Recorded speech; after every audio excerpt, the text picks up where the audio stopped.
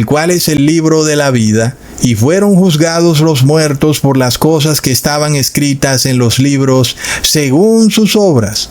Entonces está claro, hermanos, que en el cielo hay un expediente abierto para cada individuo, según el cual ese individuo va a ser juzgado.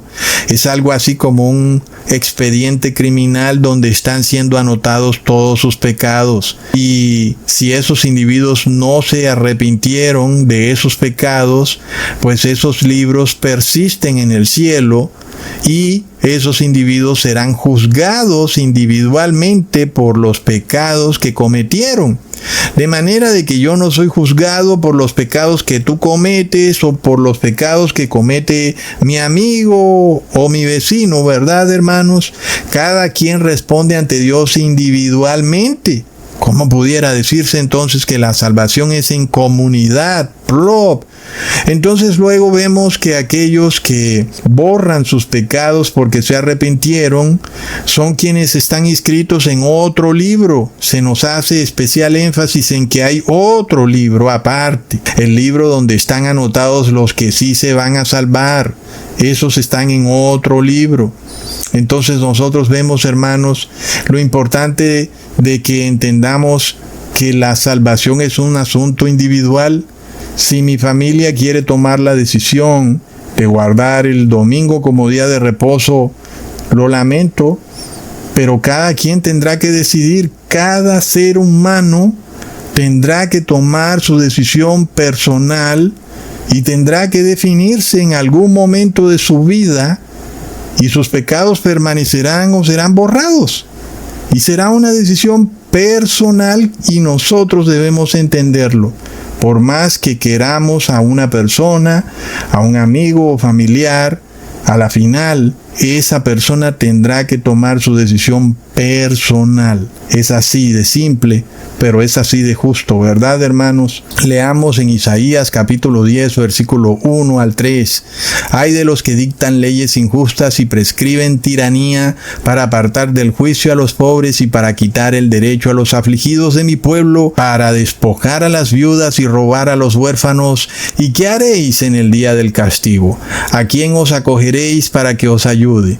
Cuando venga de lejos el asolamiento, ¿en dónde dejaréis vuestra gloria? ¿Qué ocurriría si se pasara un decreto donde debemos ir a una iglesia en sábado que porque tenemos que estar en comunidad, ¿verdad, hermanos? Pues son leyes tiránicas, leyes injustas, leyes que no aparecen en la Biblia. De ninguna manera la fe viene por decreto de Estado, como ya lo hemos estudiado. Son decretos que van en contravía con la justicia de Dios. La respuesta es un rotundo no. No estamos obligados ni debemos ir a una iglesia, inclusive si se nos obliga a ir en el sábado, que es el verdadero Shabbat.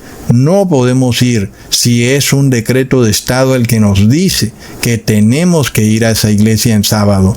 Es una ley tiránica. Jesús lo dejó muy claro. El César no tiene por qué entrometerse en los asuntos de Dios, así como Dios no se entromete en los asuntos del César, ¿verdad?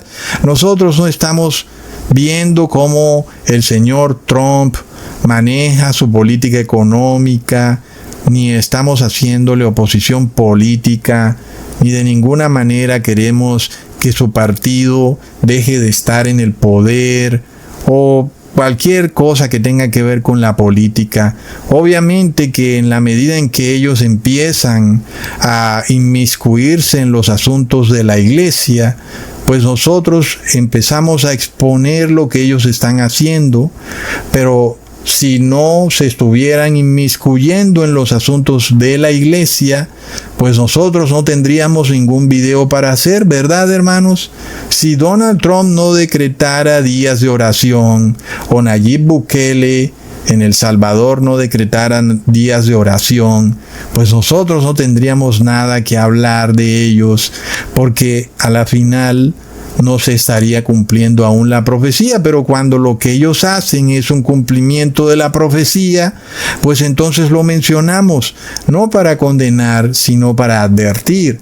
No solo para advertirlos a ellos, sino para advertir a todos que el fin de este mundo es inminente. por las cosas que ellos están haciendo, porque están formando una teocracia y porque empiezan a obligar a todos los seres humanos a tomar su decisión final. Pues es obvio, ¿verdad? Porque un ser humano tiene el transcurso de toda su vida para tomar su decisión final, sea que blasfemes a Dios o sea que sigas con Dios, pues tienes todo el lapso de tu vida, o por lo menos hasta donde tengas cordura mental. Hoy en día con esta enfermedad del Alzheimer no se sabe hasta cuándo sea eso, ¿verdad, hermanos? Pero ¿qué pasa cuando de un momento a otro todos los seres humanos son obligados a blasfemar contra Dios al mismo tiempo, o por lo menos en un corto periodo de tiempo? Pues obviamente que uno puede inferir que algo está ocurriendo y que el fin del mundo ha llegado. Es como bastante lógico, ¿verdad? Entonces, hermanos, nosotros vemos que cuando el hombre empieza a violar el pacto que Dios ha hecho con él, como por ejemplo un pacto bastante justo. Mira, yo no me meto en tus asuntos como gobernante. Quieres cobrar impuestos del 30%, dale, no hay problema. Quieres gobernar de cierta manera, quieres hacerte pasar de un partido cuando eres del otro partido, quieres mostrarte como democrático cuando no eres democrático, bueno, no importa. No hay ningún problema, siempre y cuando tú tampoco te inmiscuyas en los asuntos de la iglesia. Ni tú te metes en mis asuntos, ni yo me meto en tus asuntos. Pues es el pacto que Dios ha hecho con los reyes de la tierra. Cuando nosotros vemos que los reyes de la tierra están violando ese pacto, pues uno puede esperar una situación muy similar como la que ocurrió cuando Israel violó el pacto, ¿verdad? Pues que Dios también se retiró del pacto.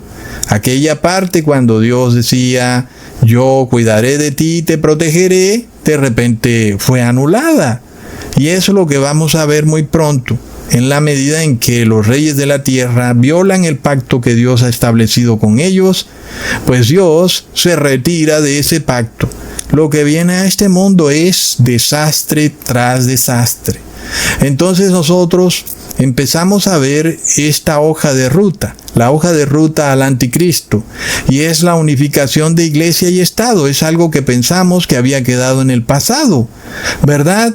Es que es bastante ridículo que otra vez empecemos con los herejes, solo que ya no los llamamos herejes, ahora los llamamos conspiranoicos, predicadores de odio, antivacunas, en fin, tenemos otros términos, pero a la final es todo lo mismo, ¿verdad, hermanos?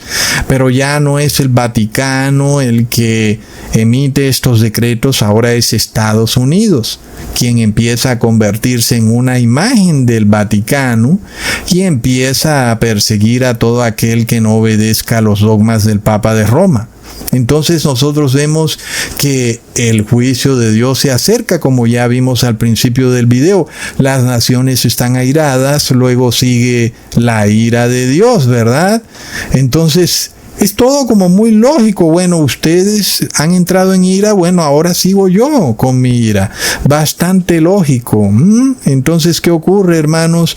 Cuando muchos de repente toman su decisión final y sus libros o récords criminales en el cielo no son borrados, sino que persisten, ¿verdad?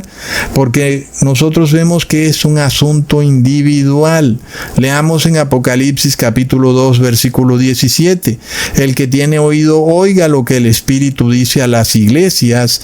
Al que venciere, yo le daré a comer del maná escondido, y le daré una piedrecita blanca, y en la piedrecita escrito un nombre nuevo, el cual ninguno conoce, sino aquel que lo recibe. Es una bella simbología que nos revela una relación personal, individual e íntima que cada ser humano debe tener con Dios. Nadie más conocerá aquel nombre nuevo que Dios le dará, sino solo aquel que lo recibe. Es bastante bello, ¿verdad, hermanos? Y es una muestra adicional de que la salvación jamás puede ser colectiva. Ahora, aquí hay algo que confunde a muchos, porque es cierto que el camino a la salvación está en la iglesia. Es ahí donde el ser humano aprende sobre la ley de Dios y es enseñado a honrar la justicia de Dios. Y aunque ese es el primer paso a la salvación y es un paso necesario, pero no es el paso final. Jesús nos revela que los malos pensamientos son la causa de la perdición del ser humano. Entonces, ¿qué iglesia o pastor puede saber lo que piensa uno de sus feligreses, verdad, hermanos? Si es simplemente imposible. ¿Cómo pudiera decirse entonces que la salvación es en comunidad? Porque aunque sí es cierto que el camino a la salvación empieza en la verdadera iglesia de Dios, también es cierto que la decisión final es solo individual. Es decir, que la iglesia verdadera no es verdadera por la cantidad de miembros que tenga, sino que es verdadera porque enseña a guardar la ley de Dios.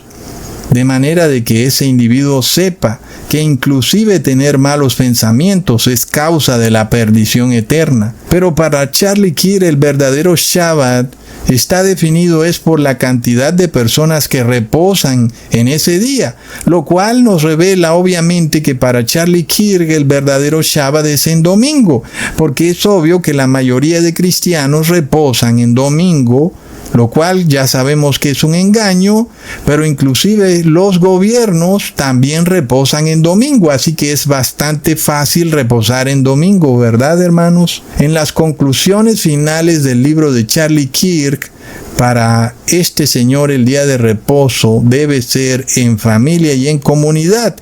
Y si no hay la familia y la comunidad, no hay día de reposo.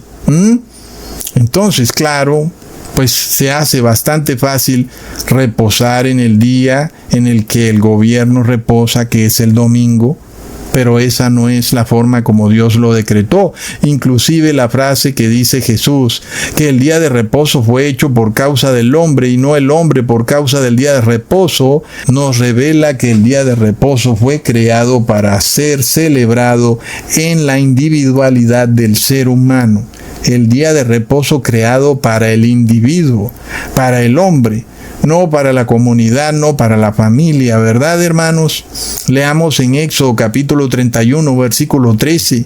Tú hablarás a los hijos de Israel diciendo, en verdad vosotros guardaréis mis días de reposo porque es señal entre mí y vosotros por vuestras generaciones, para que sepáis que yo soy Jehová que os santifico. Entonces una nación no puede ser santificada.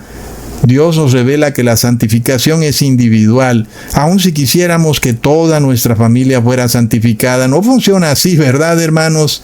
Es el individuo el único que es santificado.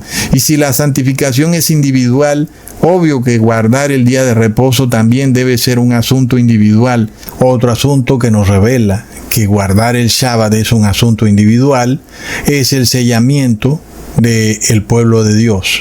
Sobre todo en los tiempos finales, vemos un grupo de 144,000 santos que serán sellados por Dios, los cuales no pertenecen a ninguna iglesia nominal ni corporativa, ni a ningún grupo religioso, sino que siguen a Jesús a donde quiera que vaya, lo que nos revela que los 144,000 no hacen parte de nacionalismos ni colectivismos, ni siguen al hombre, sino solo a Dios. Y aquí se nos revela también la psiquis de los 144,000, en contraposición con la psiquis del habitante de Babilonia, la cual ya estudiamos en el video pasado, pero en este video vamos a ver la gran diferencia entre la psiquis de los 144,000 santos de Dios versus